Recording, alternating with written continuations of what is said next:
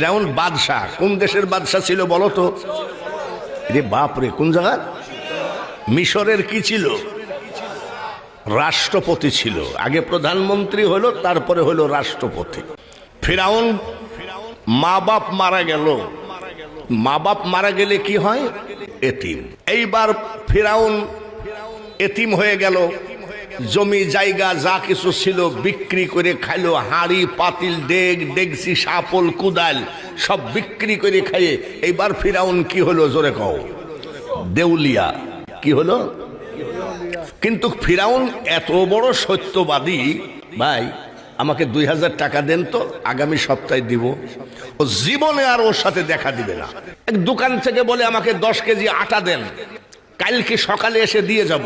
জীবনে আর ওই দোকানের পাশ দিয়ে যাবে না। ফিরাউন চরিত্র ভালো না খারাপ? ফিরাউনের চরিত্র ভালো না খারাপ? কেমন খারাপ শোনেন। বাকি করে খেতে খেতে গ্রামের ভিতরে এমন কোনো বাড়ি নাই, এমন কোনো ঘর নাই যে তার কাছ থেকে টাকা পাবে না। পাওনাদারের ভয়ে ঘরের দরজা খোলা থাকে, খাটের নিচে রান্না করে আর খাটের নিচে খায়। কিসের নিচে? খাটের নিচে। জাল দরজা খোলা, পাওনাদাররা আসে, ফিরাউন আসো, কথা নাই। ফিরাউন আসো, কথা নাই। দরজাটা খুলে রাখাটাও বাটপারি, যাতে লোক মনে করে আসে হয়তো বাথরুম টাথরুমে গেছে, আচ্ছা পরে আসবো।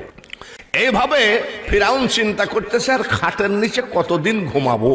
একটু যদি অন্ধকার রাত হতো তাও দেশ ছাড়িয়ে পলাতাম। জোনাক রাত চলে গেল, অন্ধকার রাত আসলো। ফিরাউন বাড়ি ঘর ফেলে থুয়ে পলায়ে চলে গেল কোথায়? মিশরে। কোথায়? কেন গেল?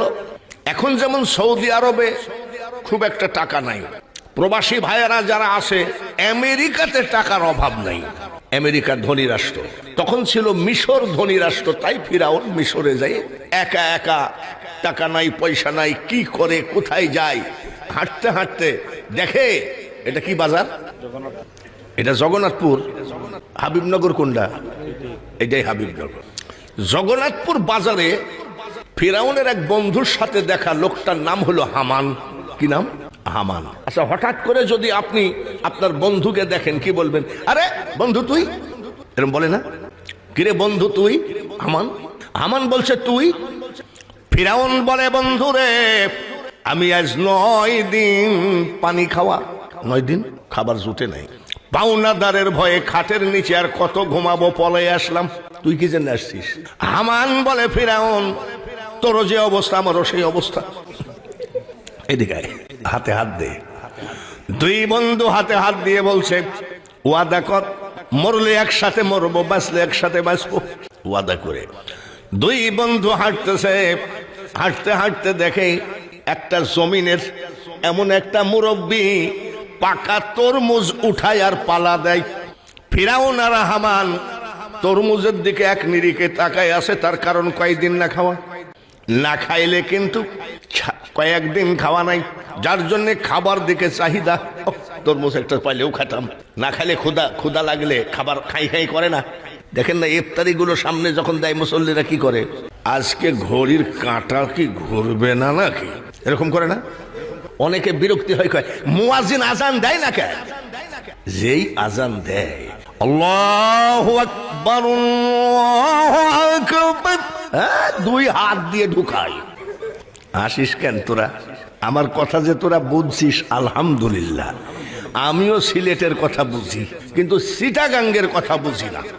চিটাগাঙ্গি ভাষায় যদি কোরআন নাজেল হতো কাউকে হাফেজ হওয়া লাগতো না, এত কঠিন ভাষা। তরমুজের ক্ষেতের মালিক কয় তোমরা কি তরমুজ খাবা? বলে চাচা দিলে তো খাওয়াই যায়। বড় বড় 2টা তরমুজ দিছে, 5 মিনিটে বসাইছে। জমিনের মালিক কয় এরা কতদিন খায় না, এইভাবে কি তরমুজ খাওয়া যায় নাকি? এই তোমরা কি কামলা দিবা নাকি?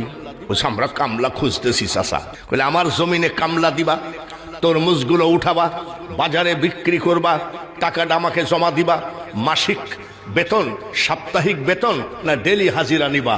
ফিরাউন কয় চাচা আমাদের ডেলি হাজিরা দিলে আমাদের উপকার হয়। বলে তাই হবে, কিন্তু একটা কথা, চুরি করবা না। ফিরাউন বলে চাচা মানুষ চিনেন না, আমার 14 গোষ্ঠী আউলিয়া। জীবন আমার 14 গোষ্ঠী মিথ্যা বলেনি। চোরের মার এদেশে কয়নি চোরের মার? বলে বাবা তোমার মতন সুফি মানুষই খুঁজতেছিলাম। দুজন তরমুজের খেতে কামলা দেওয়া শুরু করলো। কামলা দিতে দিতে ডেলি কিছু হাজিরা হয়েছে, টাকা হয়েছে। হামান বলে ফিরাউন এতদিন টাকা ছিল না, তরমুজ খেয়ে খেয়ে থাকছি, চল যাই বাজারে যাই, কিছু রুটি আর গোশত, রুটি আর মাংস খাই। ফিরাউন বলছে তুই যা, আমি যাব না। বলে কেন? রে হামান, যে টাকার জন্যে আমি মাসের পর মাস খাটের নিচে পলায়ে থাকছি, যে টাকার জন্যে 9 দিন পানি খেয়ে খেয়ে দেশ সারছি, আমি তরমুজ খেয়ে মরে গেলেও আমি টাকা খরচ করব না। হামান কয় আমিও যাব না। তরমুজের খেতে কামলা দিতে দিতে মিশরের প্রধানমন্ত্রী, মিশরের বাদশা একটা সরকারি চাকরির বিজ্ঞপ্তি দিল। সরকারি গোরস্থানের একটা দারোয়ান লাগবে, বেতন হবে সরকারি, খাওয়া দাওয়া সব সরকারি। সরকারি চাকরির এখন বর্তমানে দাম আছে কি নাই? আছে মানে কি? চাকরির বিজ্ঞপ্তিটা পেল। ফিরাউন যাই পরীক্ষা দিল, ইন্টারভিউ দিল। মিশরের প্রধানমন্ত্রী মানে মিশরের বাদশা বলতেছে এই মানুষটা বেশ শরীর স্বাস্থ্য ভালো আছে, এই মানুষটাকে চাকরিটা দিয়ে দিলাম, সরকারি চাকরি। ফিরাউন বলে হামান দেখ, কপাল খুলতে দেরি লাগে না, সরকারি চাকরি। তাড়াতাড়ি গিয়ে গোরস্থানে চাকরিতে জয়েন করলো। আপনাদের গোরস্থানটা কোন দিক? লাশ আসে, ফিরাউন কথা বলে না। লাশ আসে, এই দারোয়ান দরজা খুলো। বলে দরজা খোলা নিষেধ। বলে কেন? মিশরের বাদশা আইন করেছে লাশ প্রতি 1 টাকা দেওয়া লাগবে। সর্বনাশ, 1 টাকা 1 টাকা নেয়, তারপরে লাশ ছাড়ে। কত বড় বাটপার গো, লাশের উপরেও চান্দাবাজি। তাই বলেছিলাম এ দুনিয়া দেখতে সুন্দর গো মানুষ, শুধু মায়ার ঘর। আইসো একা যাইবা একা, কিসের অহংকার রে বলো। এসব বাদ দাও।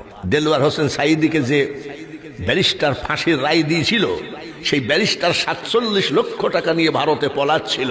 ভারতের দালালরা 47 লক্ষ টাকা নিয়ে কেড়ে নিয়ে ওকে মাইরে কলার পাতার উপরে শোয়ায় রাখছিল। জোরে বলেন ঠিক কিনা? ফেসবুক সাক্ষী, আমি দেখি নাই, আমি ফেসবুকে দেখছি। 1 টাকা করে নেয়, লাশ ছাড়ে। হঠাৎ করে মিশরে মহামারী নেমে গেল, কলেরা বসন্ত, হাজার হাজার মানুষ মারা গেল। তাই বলে করোনা ভাইরাসের মতন এত ফালতু জিনিস না। কলেরা বসন্ত এনারা জানে, আমরা জানি। এক টাইমে কলেরা বসন্ত আসলে গ্রাম সব সাপ। এইবার লাশ আসে, ফিরাউন মুখ ফিরায় না। এই দরজা খুলো। বলে এটা সাধারণ মরা না মহামারীতে মরা? বলে মহামারীতে মরা। সরকার আইন করেছে কলেরা বসন্তে মরলে 2 টাকা। কলেরা বসন্তে মরলে? কত বড় বাটপার চান্দাবাজ। এইভাবে টাকা কামাইতে কামাইতে সরকারি বেতন তো আছেই, 2 বস্তা টাকা হয়ে গেল। তখন খুচরা টাকার লেনদেন বেশি। রাত্রে ডাক দিয়ে কয় হামান রে, যে টাকার জন্য আমি পলাই আসছি তুই পলাই আসিস। আজ আমাদের টাকার অভাব নাই, তুই 1 বস্তা নিয়ে ঘুমা, আমি 1 বস্তা নিয়ে ঘুমাই।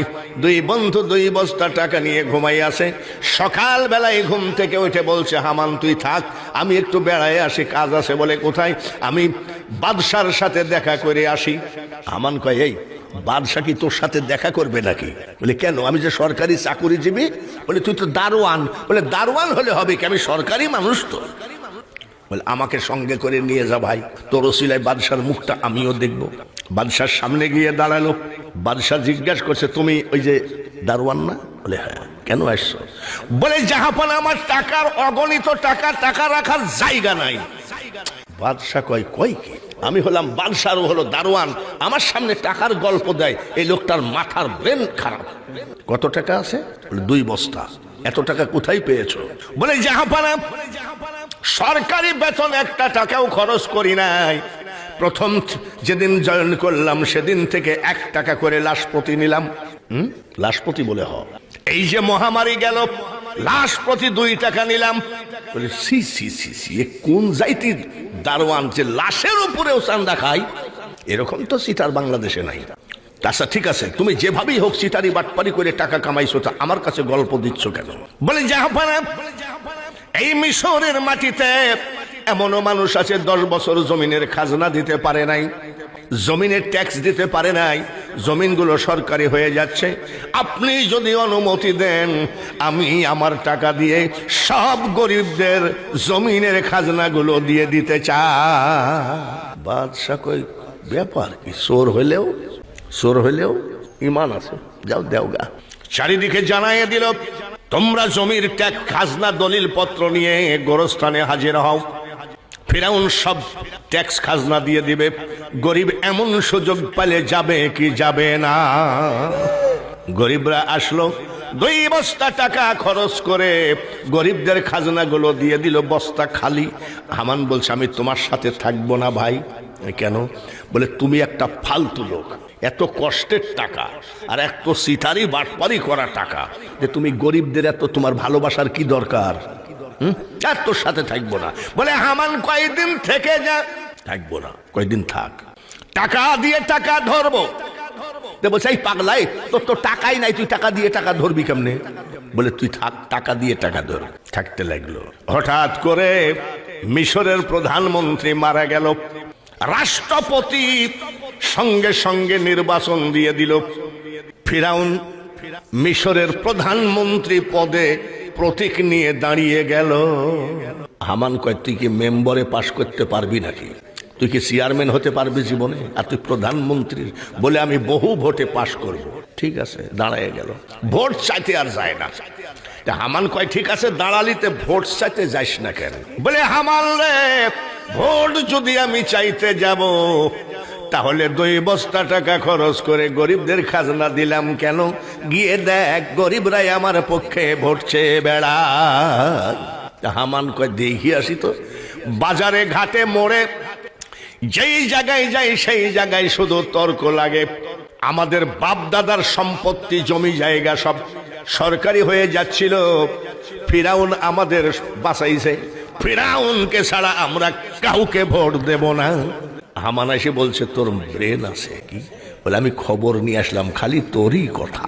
বলে, বুঝলি 2 বস্তা টাকা কেন খরচ করেছিল? প্রচুর ভোট নিয়ে ফিরাউন মিশরের প্রধানমন্ত্রী হয়ে গেল। প্রধানমন্ত্রীর চেয়ারে বসা, আহা কতই সুখ। তাহলে দারোয়ান অবস্থায় যদি লাশের উপরে চান্দা তুলে খায়, তাহলে প্রধানমন্ত্রী অবস্থায় লোকটা কি করতেছে আল্লাহই জানে। হামান বলছে, একটা কথা বলবো। বলে, কি? তুই যে বলছিলি মরলে একসাথে মরবো, বাঁচলে একসাথে বাঁচবো, যে তুই তো ঠিকই চিটারি করে প্রধানমন্ত্রী হয়ে গেলি, তা আমাকে তো কিছুই করলি না। বলে, তোর ধৈর্য কম, একটু ধৈর্য ধর। কিছুদিন পরে বার্ধক্যজনিত কারণে রাষ্ট্রপতি মারা গেল। ফিরাউন সমস্ত মিশরবাসীকে ডেকে বললে, রাষ্ট্রপতি মারা গেল, রাষ্ট্রপতির চেয়ার কিন্তু বেশি দিন ফাঁকা রাখা ঠিক না, আপনারা রাষ্ট্রপতি মনোনয়ন করেন। এইবার সকল জনগণ বলল, আপনি দেশ দরদি দেশের নেতা, ওই যে খাজনা দিয়ে দিয়েছে, আপনি দেশ দরদি দেশের নেতা, আপনি আমাদের রাষ্ট্রপতি। ফিরাউন রাষ্ট্রপতির চেয়ারে বসলো, প্রধানমন্ত্রীর চেয়ার ফাঁকা। সঙ্গে সঙ্গে প্রধানমন্ত্রীর নির্বাচন দিল। হামানকে ভোটে দাঁড়ায় দিল। প্রশাসন দিয়ে চুরি করে করে ভোট কেটে কেটে নিজের বন্ধুকে এই ফিরাউন প্রধানমন্ত্রী বানায় দিল। রাষ্ট্রপতি ফিরাউন আর বন্ধু কি? আজকে যে রাজাধিরাজ, কাল সে ভিক্ষা চাই, কারো কোনদিন সমান নাহি যায়। হঠাৎ করে বলছে, দরজা বন্ধ কর। হামান দরজা বন্ধ করছে। বলে, কি? আমরা যে তরমুজের খেতে কামলা দিছি, এটা তো লোক জানে না। আমরা যে পাওনাদারের ভয়ে চুরি করে দেশ ছাড়ছি, এটা তো জানে না। আমরা যে লাশের প্রতি চান্দা তুলে তুলে খাইছি, এটা তো লোক জানে না। আমরা যে এই যে তোকে যে চুরি করি করি ভোট চুরি করি করি পাশ করালাম, এটাও তো লোক জানে না। আমাদের আবার কোনো শত্রু নাই তো, চোরের মন। হামান বলছে, আমরা নির্বাচিত প্রধানমন্ত্রী আর তুইও নির্বাচিত রাষ্ট্রপতি, আমাদের কোনো শত্রু নাই। বলে, খেয়াল রাখিস, এখন তো সায়েন্স বিজ্ঞান বলে দেয় অমুক দিন ঝড় তুফান হবে। তখন সায়েন্স বিজ্ঞান ছিল না, ছিল কিছু পোষা জাদুকর, জ্যোতিষ, গণক। সরকারি জ্যোতিষ ছিল 450, সবাইকে ডাকলো, ডাকে বলছে দেখো আমি রাষ্ট্রপতি আর আমার বন্ধু প্রধানমন্ত্রী, তোমরা তো সব সরকারি, তাই না? বলে বেতন বাড়ায় দিব, আমাদের শত্রু আছে কিনা এটা একটা দেখো তো ভাই। জ্যোতিষরা গণনা পড়না করে দরবারে হাজির। জাহাপানা আপনাদের রাজত্ব বেশি দিন নাই। ফিরাউন কয় রাজত্ব তোর বাপের নাকি? হামান কয় জ্যোতিষরা বলতে পারে, চুপ থাক। কি হয়েছে? জাহাপানা মুসা নামে একটা ছেলে জন্ম হবে, এই মুসার হাতে আপনাদের রাষ্ট্র তো দূরের কথা, আপনাদের জীবনও যাবে। মুসা আলাইহি ওয়াসাল্লাম বলেন মারহাবা। বেলাল রাদিয়াল্লাহু তাআলা আনহু মসজিদ কোনটা? এইটা নিশ্চয় আপনারা জানেন। আমি বাঙালি হুজুর, 2-3 ঘন্টা ওয়াজ করি, কেবল গা শত্রু জ্যোতিষ গুনতেছে। এর আগাগোড়া কি বলবো? ফিরাউন এবং মুসার কাহিনী কি আগাগোড়া বলবো? কারা কারা রাজি আছেন হাত তোলেন তো দেখি। আজ আমরা ফিরাউন আর মুসা আলাইহি ওয়াসাল্লাম হামানের সমস্ত কাহিনী শুনেই এখান থেকে উঠব। রাজি আছেন তো? রাজি আছেন তো? বলেন আলহামদুলিল্লাহ। এটা কততম? সুবহানাল্লাহ, 39তম জালসা, মানে বিশাল ব্যাপার। আমরা আজকে মোনাজাত করব, আল্লাহ আমরা 40তম করতে পারবো না, এটা কবুল করে নাও, নাকি? আমিন কইল কেডা রে? এটা কি 39 পর্যন্ত শেষ করব না 40তম হবে? জোরে কোন? 41, 42, কিয়ামত পর্যন্ত হযরত বেলাল রাদিয়াল্লাহু তাআলা আনহু জামে মসজিদের উদ্যোগে এই সুন্নি মহাসম্মেলন হবেই হবে। বলেন আমিন। রাজি আছেন? রাজি আছেন? ফিরাউন কয় মুসা কিডা? তাকে জানে, কোনো বাচ্চা হওয়া যাবে না, পেটের বাচ্চাগুলো বাড়ায় মেরে ফেলো, আর যেসব বাচ্চা দুনিয়ায় আছে আশ্রয়ে মেরে ফেলো। হযরত মুসা আলাইহিস সালামের ভয়ে এই 2 বেঈমান 80,000 বাচ্চা মেরে ফেলেছে। ফিরাউন কয় কিরে বাচ্চা মারতে বলছিলাম, বলে 80,000। 80,000? জ্যোতিষ ডাক, এই জ্যোতিষ ভাইয়ারা, আমার বন্ধু হামান 80,000 বাচ্চা মেরে ফেলেছে। মুসা তো মারা গেছে, তাই না? জ্যোতিষ বলছে আমরা গণনা পড়না না করে বলতে পারবো না। বলে গণনা পড়ো কেন? বলো। গণনা পড়না করে পরের দিনে সে বলছে জাহাপানা আপনার বন্ধু 80,000 বাচ্চা মারলে কি হবে? হযরতে মুসা মার কোলে লালন পালন হচ্ছে মাত্র 3 মাস বয়স।